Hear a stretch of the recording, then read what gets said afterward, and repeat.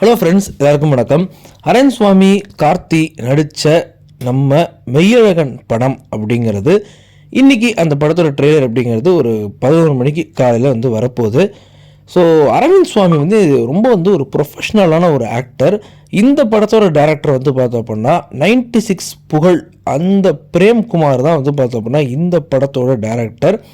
மேலும் இந்த படத்தில் பார்த்தோம் அப்படின்னா நம்ம ஸ்ரீதிவியா இருக்காங்க.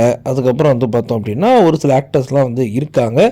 இந்த படம் அரவிந்த் சுவாமிக்கும் கார்த்திக்கும் நடுவில் நடக்கக்கூடிய அந்த விஷயங்கள் எல்லாம் சேர்ந்தது தான் இந்த படம் நான் நினைக்கிறேன்.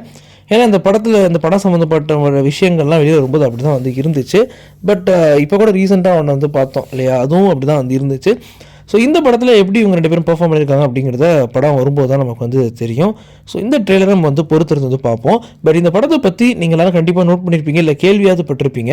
புரட்டாசி எத்தனாம் தேதிக்கு வருது, இந்த மாதிரியெல்லாம் பார்த்தோம் அப்படின்னா அவங்க அவங்களுடைய போஸ்டர்ஸ்லாம் ரிலீஸ் பண்ணியிருந்தாங்க. உண்மையிலே இது கொஞ்சம் டிஃப்ரெண்ட்டாகவும் பார்க்குறதுக்கு அப்பா தமிழ்னு இருக்குப்பா அப்படிங்கிற சந்தோஷமாகவும் டெஃபினட்டாகவே இருக்க தான் செஞ்சிச்சு. ஏன்னு கேட்டிங்க அப்படின்னா யோசிச்சு பாருங்கள், teaser trailer from July 1, August 1, September 1 இப்படியே போடுறதுக்கும் புரட்டாசி இத்தனை தேதியிலேருந்து வருதுப்பா அப்படிங்கிறதுக்கும் எப்படி இருக்கும் யோசிச்சு பாருங்கள். உண்மையிலே அந்த போஸ்டர்லாம் பார்க்கும்போது உண்மையிலே சந்தோஷமாக தான் இருந்துச்சு. அதே மாரி 2D entertainment Jyothika and Surya அப்படின்னு போட்டிருந்தாங்க. அதுவும் எனக்கு உண்மையிலே ரொம்ப சர்ப்ரைஸாக இருந்துச்சு.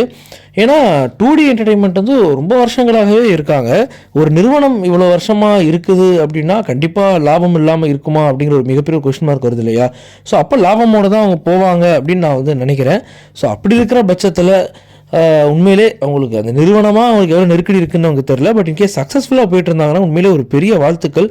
ஏன்னா ரொம்ப இவ்வளோ சக்ஸஸ்ஃபுல்லாக, அதாவது இவ்வளோ படங்கள் தொடர்ச்சியாக வருடங்களாக எடுக்கிறதுங்கிறதே என்னை பொறுத்த வரைக்கும் ரொம்ப நான் கேள்விப்பட்ட வரைக்கும் பார்த்தோம் அப்படின்னா கொஞ்சம் சிரமமான விஷயந்தான். ஸோ அதையும் மீறி கார்த்தி பார்த்தோம் அப்படின்னா டிஃப்ரெண்ட்டான டேரக்டர்ஸ் கூட ட்ராவல் பண்ணுறாரு அப்படிங்கிறதையும் நம்மளால் புரிஞ்சுக்க முடியுது. நம்ம நலன் குமாரசாமி கூட ஒரு படம் ட்ராவல் பண்ணிகிட்டு இருக்காரு. இந்த படமும் பார்த்தோம் அப்படின்னா 96 படம் டேரக்டர் அப்படிங்கும்போது இதுவும் கொஞ்சம் டிஃப்ரெண்ட்டாக தான் இருக்கும் அப்படின்னு நம்ம நம்பலாம். ஸோ இதை தவிர்த்து அவர் பார்த்தோம் அப்படின்னா என்ன இப்போ சர்தார் 2ல் நடிக்கிறாரு. அது மட்டும்தான் கொஞ்சம் ரெகுலரான ஒரு டேரக்டர் போல், ஏற்கனவே எடுத்த டேரக்டரோட ட்ராவல் பண்ணுறாரு. ஸோ அதை தாண்டி நம்ம ஸ்ரீதிவியா பார்த்தோம் அப்படின்னா பல வருடங்கள் கழித்து இல்லை கொஞ்சம் வருடங்கள் கழிச்சாவது நம்ம பார்க்குறோம் அப்படின்னு சொல்லலாம். ஸோ இவங்க இப்போ ரீசெண்டாக நடித்து ஒரு பெரிய லெவலில் ரீச் ஆன படம் எனக்கு எதுவும் சரியாக ஞாபகம் கிடையாது. ஸோ அவங்களுக்கு ஒரு பிரேக்காக இருந்தால் நல்லாயிருக்கும் அப்படின்னு நினைக்கிறேன். ஸோ நீங்கள் நம்ம சேனலை சப்ஸ்கிரைப் பண்ணுங்கள். ட்ரெய்லர் ரிலீஸ் ஆனதுக்கப்புறம் அந்த ட்ரெய்லர் எப்படி இருந்துச்சு அப்படிங்கிறத நான் பற்றி வீடியோ போடுறேன். ஸோ அதாவது கமெண்ட் பண்ணுங்கள். அடுத்த வீடியோஸ் பார்ப்போம். பாய்.